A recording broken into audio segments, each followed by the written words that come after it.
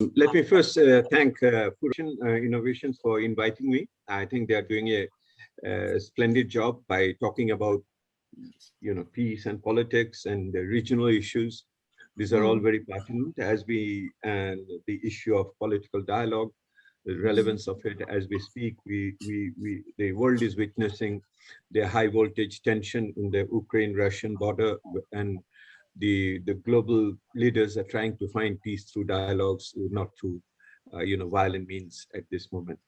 And regarding opening up the border, Bangladesh has opened up border and given 1 million Myanmarese refugee status in our forcibly displaced people in our country. So it is very peculiar that we have opened up the borders on certain circumstances. I myself had taken advantage of open border in 1971 to be a refugee in India during our liberation war.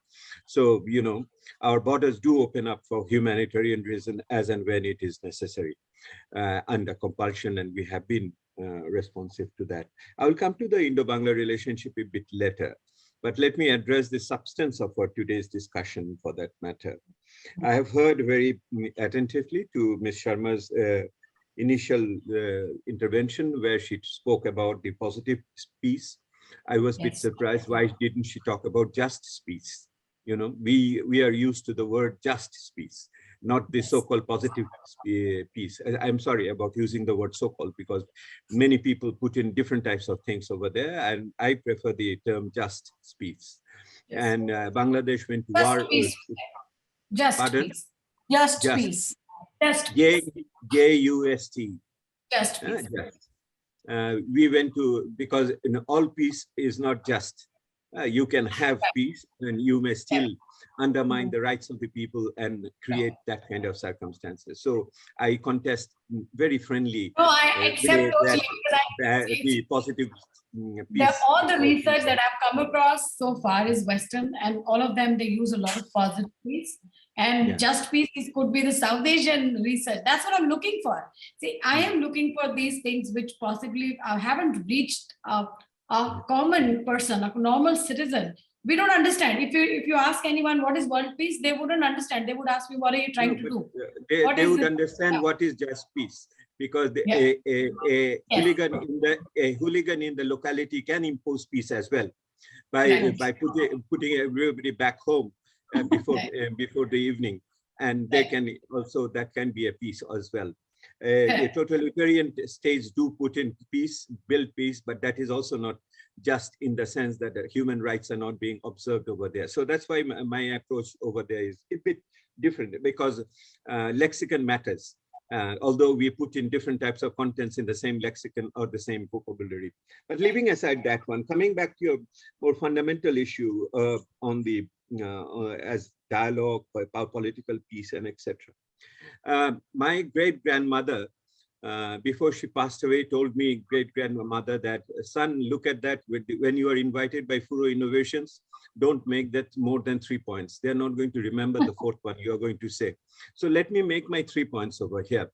My grandmother's 3 points. Now, my first point is that, if you don't have just peace within your own country, you cannot have it in cross-border relationship.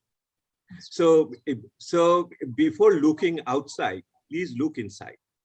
I think this is the fundamental point. My first one. And if within the country, there is no respect for human rights, there is no respect for evidence-based discussion, there is no space for public reasoning, there is no space for pluralism and tolerance to alternative views and dissent, and there is no opportunity to solve social conflicts or political conflicts through peaceful means and in a transparent and accountable fashion, let us not expect peace across the border when we do over there, because the external policy is an expansion or either vertical or horizontal expansion of your internal policy. The means you use to deal with your own citizens is exactly the means you will be using in dealing with other parties across the border. So if you look at SAARC, if it has become dysfunctional, it's one of the reasons is that we have lost democratic quality within our respective countries. And that is my fundamental point in this case. So that will be the issue that to the SAARC leaders, look at yourself. Don't try to criticize others. And from practical reality, SAARC is de facto in comatose, if not dead, because it is the ultimate victim of Indo-Pakistan relationship.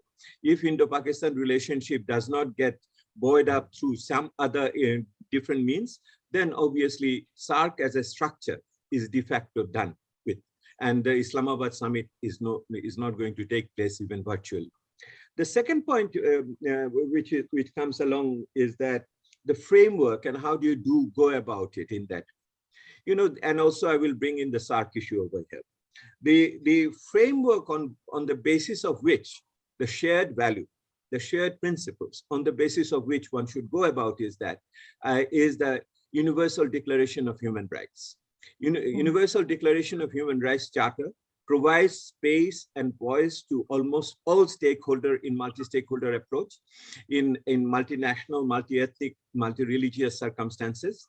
And we should be respectful towards that. And that should be the benchmark on which everything else will be done.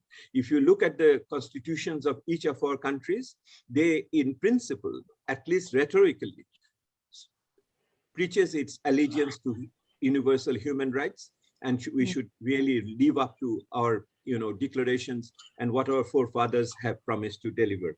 So that should be one of the benchmarks for me, the Universal Declaration of Human Rights. And United Nations is the right place for that, although we have structural issues in the Security Council and etc. elsewhere. The new power balance has not been reflected in the governance of the United Nations. We are aware of that. Nonetheless, it is at least the best we have at this moment over here.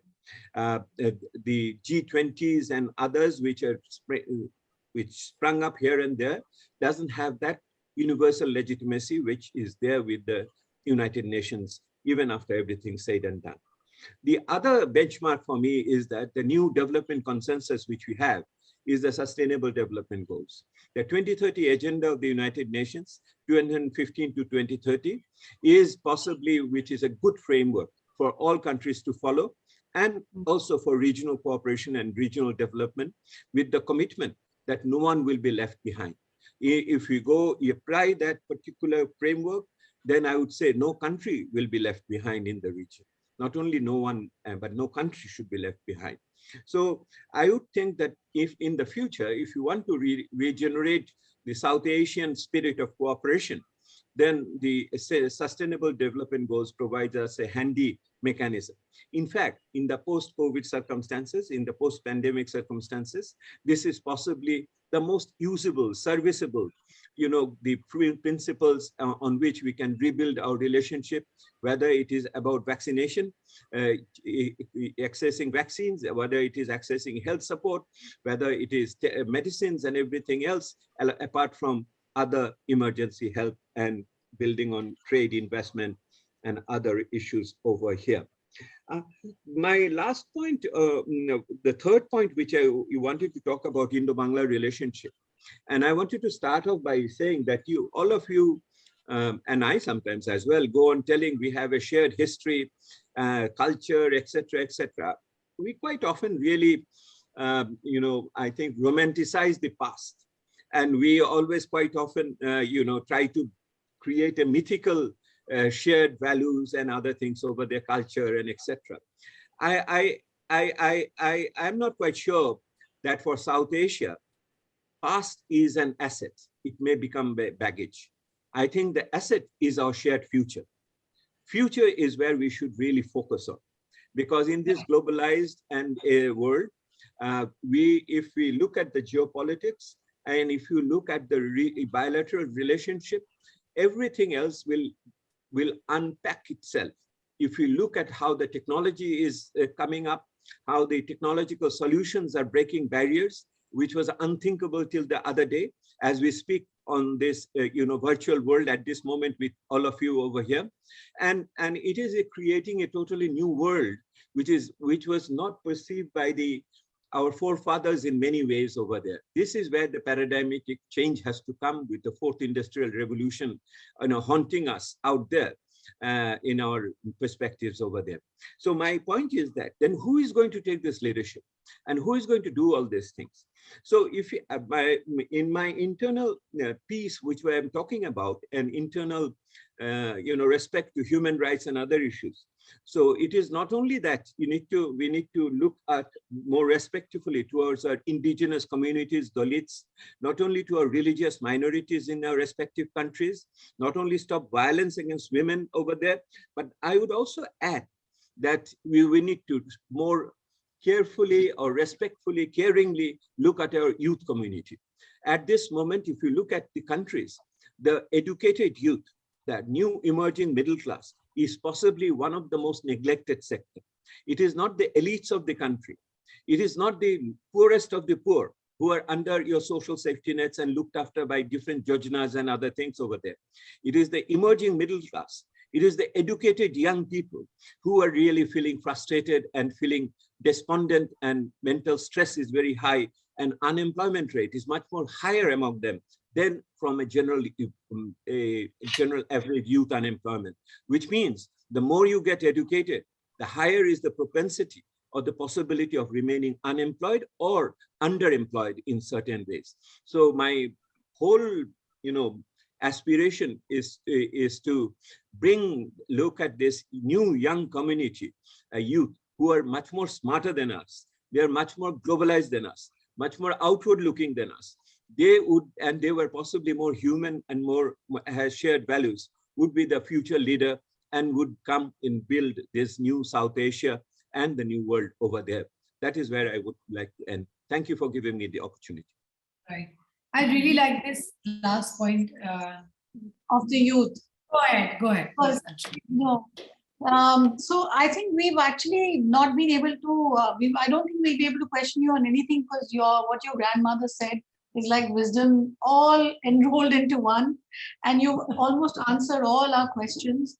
And I totally resonate with what you're saying about looking inwards, about shared history, and then at the same time, peace and tolerance internally, and the youth. So we have a young Rachna who should actually take over now, because I agree with you.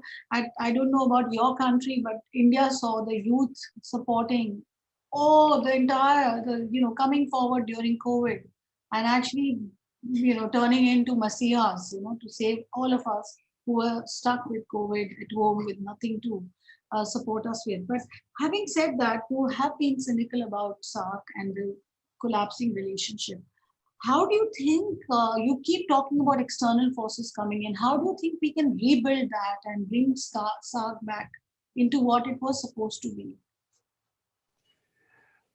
Ms. Khanna, thank you. I didn't thank you enough for the generous introduction you gave me. I was not being able to recognize myself, in fact, when you were telling that. But anyway, thank you. I also did not respond to your Indo-Bangla relationship. I may come to that if there is time. I have to run to something else as well. But on the SAARC resurrection, I'm not quite sure that SAARC as a structure is as it was conceived in Bangladesh, in fact, is serviceable in the future under the new circumstances. It is not only about Indo-Bangla relationship. How we are going to deal with the youngest member of SAARC, the Afghanistan, in the future, and which Afghanistan to be invited into it, is quite unsure we are about that, you see. And when SAARC was conceived, and initially, in fact, it was conceived from Myanmar to Afghanistan. Afghanistan was not brought in at that time because of their domestic politics. Then it was, as you know, it was brought in, but then Myanmar was never in. And I just wonder if Myanmar was within SAARC, would it have behaved as they have behaved? That's another issue. So one of the, when I look at the SAARC Charter, and I have written on that separately, that one of the issues which we thought is good for SAARC is to avoid bilateral relationship issues. So, and we cannot convene a meeting if not all the head of the states have agreed to that. So those kind of absolute unanimity, is it helpful or not? I don't know. If you look, if you all go on referring to European Union, look at European Union, there is no absolute unanimity with Poland and Hungary now, how they are behaving, as we all know. And so whether that is one principle one would look into. If you look into the African Union over there, they have taken the decision on Mali, Guinea, Burkina Faso. You will see the issue of that kind of issues are being dealt with. Not that we are not the first one in the world to deal with this kind of things. The second issue, which has never been, other than unanimity, absolute unanimity, is the issue of bilateral relationship was considered to be out of the agenda. But why won't the country's leaders take advantage of their face-to-face meetings and have tea on the veranda, on the sidelines? So, you know, I have done my stint accidentally in the diplomatic service, and I can tell you many things happens not in the room. It is on the elsewhere, in the veranda or in the corridor, and or if over your, you know, the in the evening receptions and everywhere else. That is where usually you cook your policies. I'm pretty sure Mr. Kamaluddin in his own way has done it. And so why didn't we put in those kind of sideline discussions as it goes? And this is a normal practice in G20 and elsewhere, and in United Nations. So I think SARC needs some structural restructuring before it gets to at all revived and up to the speed. So who would do that? I mean, who would you sort of, who do we encourage or approach or push? Ms. Sharma, have you given this question to South Bloc? Not yet. In your country, your foreign ministry? Not yet. I would love to do that. Instead of giving this question to me, I think you should take it to your South Bloc mandarins. They would have a better answer than myself. Right. I'll do that. Yeah. So now, since you have to write somewhere, I mean, there's no point that you start something and because there's one door closed, you don't open the other one. The idea is to keep knocking the doors. I'm sure somebody will open the door. I am very much with you. I am very much with you. I'm just telling where the key lies to the door. No, you are definitely with us. That's why you have come on our platform. We are grateful for that. And there's so many things that I'm even taking notes of everything that you're mentioning, because there are so many things that we don't know, like, you know, just as little as just peace to this thing that we've always, when you spoke about the neglected middle class, you know, people who are young and, you know, possibly overeducated, they don't find employment. I've seen that myself. I've seen like really good people out sitting at home, you know, really trying to see what should they do next, because that's why we have so much brain drain in the country. Before I run away, I wanted to address your Indo-Bangla relationship issue, if you allow me a couple of seconds on that. You see, Indo-Bangladesh relationship is undergoing, I think, a metamorphosis, in the sense that I would say that new situation in the relationship is emerging. The most significant three achievements of Indo-Bangla relationship in our 50 years of independence, if you leave aside the historic support which we received from India during the Liberation War, and where more than 12,000 Indian soldiers gave their lives, and India really gave refuge to 1 million refugees, including myself. So apart from that, what we have seen it has undergone ups and downs, depending upon the regimes which had been in Delhi and Dhaka. But there had been at least 3 major significant achievements in our relationship. The first, I think so, is the Ganges Water Treaty. Ganges Water Treaty had been in 1990s, the second half of the 90s, we achieved that one. Number 2 is the Land Boundary Treaty, where all these, you know, chitmahals which was landlocked points which have been exchanged and they're redrawn with India. It is a great success of the post-2000. And the third, we also have made significant progress in not allowing each other's soils for insurgencies directed to other countries on peace and security. I think I would single out these 3 major achievements in Indo-Bangla relationship in the last 20 years in that way: Water Treaty, Land Boundary Treaty, and consensus on anti-terrorism activity directed to other countries. So if you see the current relationship as it is there, there is an outstanding agenda which we need to address. it is in the mind of the Bangladeshis. There is a huge, strong perception that what Bangladesh has done for India, India has not adequately reciprocated to its country. So it concerns that how we have uprooted all the Indian source insurgencies from our country. It has not been reciprocated adequately by other issues in the bilateral relationship. First and foremost is the Tista Water Treaty. So we are not getting enough water through Tista, and a bilateral resolution of that problem is not there. We know that how the water issue is also an interstate problem in India, but nonetheless, we have been told that the center wants it, West Bengal Didi doesn't want it. So we have gone through this ping pong quite a lot. But the Tista Water Treaty is one of the critical things which has to be resolved. The second issue on the mind of the Bangladeshis vis-a-vis India is the issue of border killing. We all know during the nights there had been smugglers going around on this and the other side, particularly cattle traders and etc. But that does not necessarily mean we will have to use disproportionate, means over here. You don't need to. We all use taser guns and other things nowadays, smoke bombs, sound grenades. Why do you have to fire real bullets, live bullets in that way? So joint security, joint patrolling and other things are very much on the line. Indian sides also people die on this kind of things.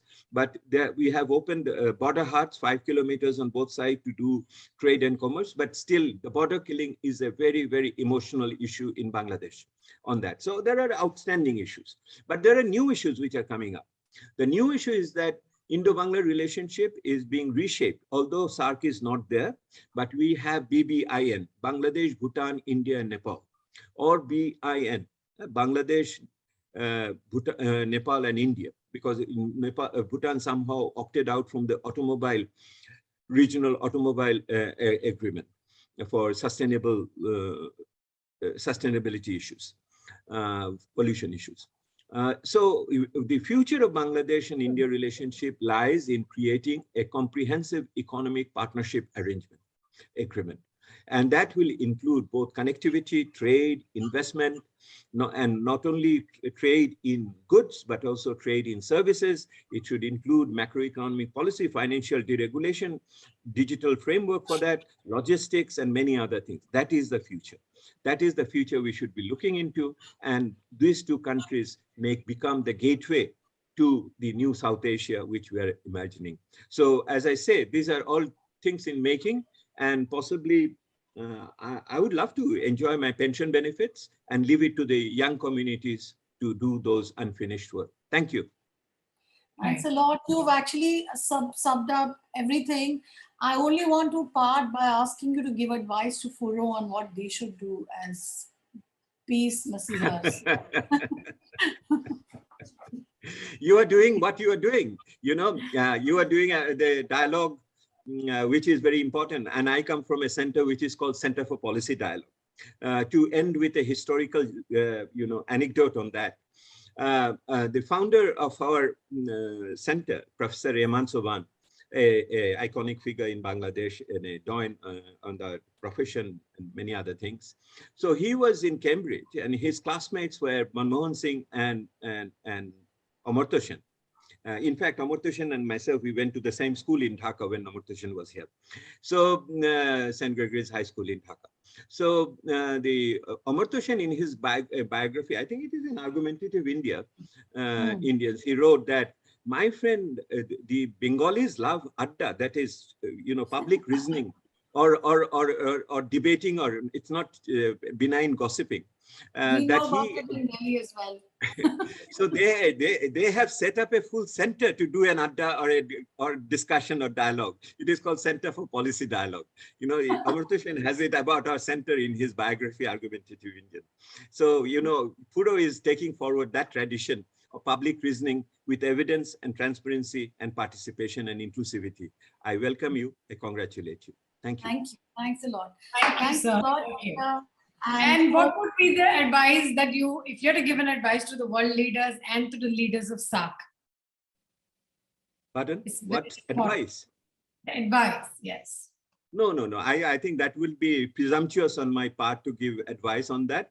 I only can say what we expect. We expect, as I said, you have to be respectful to your own citizens, to be respectful to others. So you have to be more pluralistic, more tolerant to alternative views.